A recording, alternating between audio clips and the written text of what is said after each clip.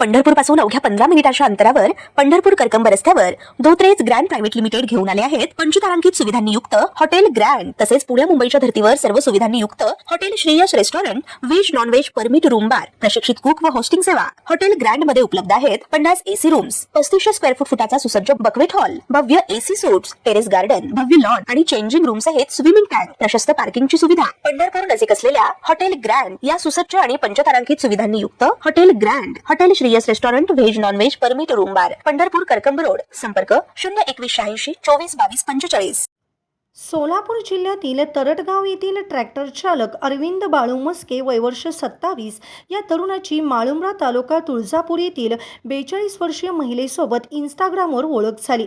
मात्र महिलेचा पती, मुलगा व इतरांनी अरविंदला 15 ऑगस्ट रोजी बेदम मारहाण केली। या मारहाणीत जखमी झालेल्या अरविंदचा शनिवारी दिनांक 22 रोजी उपचारादरम्यान मृत्यू झाला। या प्रकरणी मृताच्या आईने तामलवाडी पोलीस ठाण्यात फिर्याद दिली। संशयिताच्या विरुद्ध खुनाचा गुन्हा दाखल झाला आहे। पोलिसांनी दोघांना अटक केली असून न्यायालयाने त्यांना 27 ऑगस्टपर्यंत पोलीस कोठडी ठोठावली आहे। काही महिन्यापूर्वी अरविंदची ओळख इंस्टाग्रामवरून एका विवाहित महिलेशी झाली होती। ही महिला तुळजापूर तालुक्यातील माळुंब्रा येथे वास्तव्यास होती। विवाहित महिलेसोबत अरविंद 3 महिन्यापासून फोनवर बोलत होता। एप्रिलमध्ये ती महिला अरविंदच्या घरी आली आणि 2 दिवस मुक्कामी राहिली। त्यानंतर काही दिवसांनी ती पुन्हा अरविंदकडे आली आणि लग्नासाठी आग्रह करू लागली। 1.5 महिन्यापूर्वी ती पुन्हा आली आणि सासरी गेलीच नाही। महिलेचा पती तिला न्यायला आल्यावर तिने जाण्यास नकार देत जीवाचे बळी वाईट करण्याची धमकी दिली होती।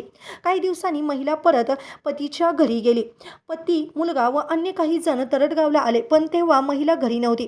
13 ऑगस्टला अरविंद घरी आला। महिलेने भेटायला बोलवल्याचे त्याने आईला सांगितलं। 15 ऑगस्टला अरविंद महिलेला भेटायला म्हणून घराबाहेर पडला। महिलेचा पती, मुलगा व त्याच्या अन्य साथीदारांनी मिळून अरविंदला बेदम मारहाण केली। यात तो गंभीर जखमी झाला आणि महिलेचा पती, मुलगा त्याला घेऊन तामलवाडी पोलीस ठाण्यात गेले। पोलिसांनी त्याला उपचाराची गरज असल्याने अरविंदला उपचारासाठी सोलापुरातील सिव्हिल हॉस्पिटलमध्ये दाखल केले होते। 22 ऑगस्टला उपचारादरम्यान अरविंदचा मृत्यू झाला।